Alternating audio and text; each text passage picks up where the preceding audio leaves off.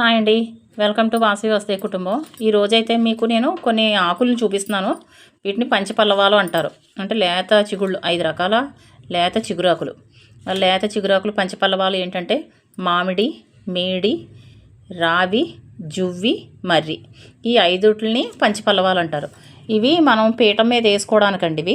ఇదిగో మామిడాకులు అన్నీ కూడా లేత చిగుళ్ళే తీసుకోవాలి. ముదిరిపోయిన ఆకులు అయితే పనికి రావు.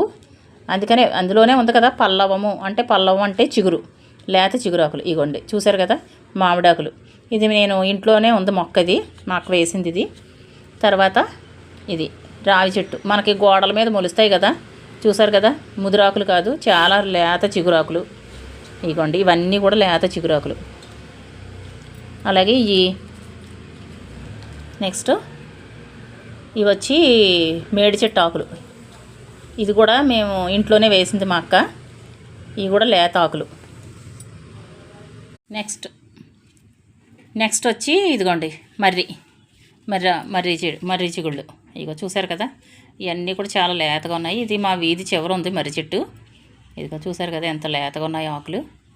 ఇగో ఇలా మొత్తం అన్నీ కూడా ఇగోండి ఇవి మర్రి చెట్టు ఆకులు. తర్వాత జువ్వి వచ్చి మనకి చెట్లు మనకి ఎక్కువ ఉండవు కానీ గోడల మీద మొలుస్తాయండి. మనకి ఇది చూసుకుని తీసుకోవాలి. చూడండి ఇగో ఇవన్నీ గోడల మీద మొలుస్తాయి. అన్నీ లేత చిగుళ్ళే కోసుకున్నాము.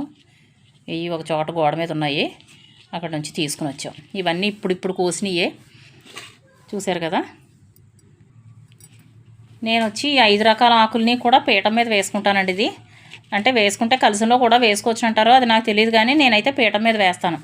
ఇవి మనకి ఈ 5 రకాలు అంటే ఒక 3 ఆకులు, ఒక్కొక్కటి 3 చొప్పున కానీ 5 చొప్పున కానీ వేసుకుంటాను అనమాట ఇలాగా.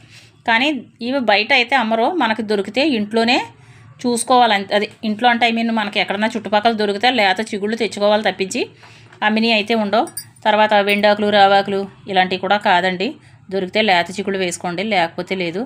ఇంతవరకు అయితే నేను వీడియోలో అయితే ఈ వీడియో చూడలేదు, నాకైతే ఈ వీడియో కనిపించలేదు.